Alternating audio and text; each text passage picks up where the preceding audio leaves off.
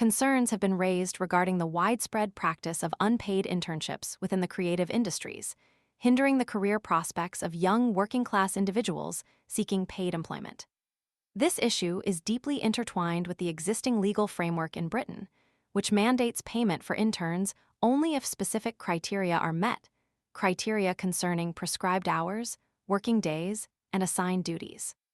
However, within the creative sector, a troubling pattern has emerged: the habitual exploitation of young people without facing any legal repercussions. This systemic issue is exacerbated by a lack of robust enforcement mechanisms and a culture of acceptance within the industry. Those actively working to improve access and development within the creative industries express considerable concern over this entrenched practice. Statistical data reveals a stark imbalance in representation within the UK's arts and culture sector. A staggering 6 out of 10 workers originate from middle-class backgrounds. This disparity, as highlighted by Dinage, points to a significant representation problem, suggesting that success in these fields is far from equitably distributed. The inherent precariousness of employment within the creative industries further compounds this inequality, making it particularly challenging for individuals lacking financial safety nets to establish sustainable careers.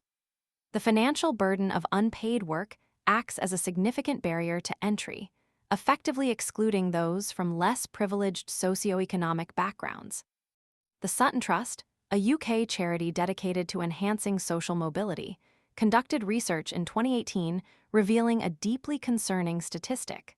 A massive 86% of internships within the UK's creative sector were unpaid. Despite subsequent efforts aimed at addressing this disparity, progress has been agonizingly slow, incremental at best. In a November report, the Sutton Trust reiterated its assessment of the creative industries as elitist, emphasizing the urgent need for more effective legislative action. The Trust strongly advocated for strengthening the existing laws governing unpaid internships and for implementing robust penalties against employers who continue to offer them. This recommendation stems from the understanding that punitive measures are essential to deter exploitative practices and create a fairer playing field for aspiring young professionals. Further underscoring the pervasiveness of unpaid labor, a 2023 study examining job quality within the creative sector cited research demonstrating that nearly 9 out of 10 workers had, at some point in their careers, worked without compensation. Even more alarmingly, almost half of those under the age of 30 reported having completed at least one unpaid internship. This statistic paints a bleak picture of the industry's current state, highlighting the deeply ingrained and normalized expectation of unpaid work among younger generations entering the creative fields. The significant proportion of unpaid work underscores the urgent need for systemic changes. In response to these alarming trends and widespread concerns, the UK government, under its Plan to Make Work Pay, has pledged to implement a ban on unpaid internships. However, this ban contains a crucial exception. Unpaid internships will remain permissible when integrated into formal educational or training programs.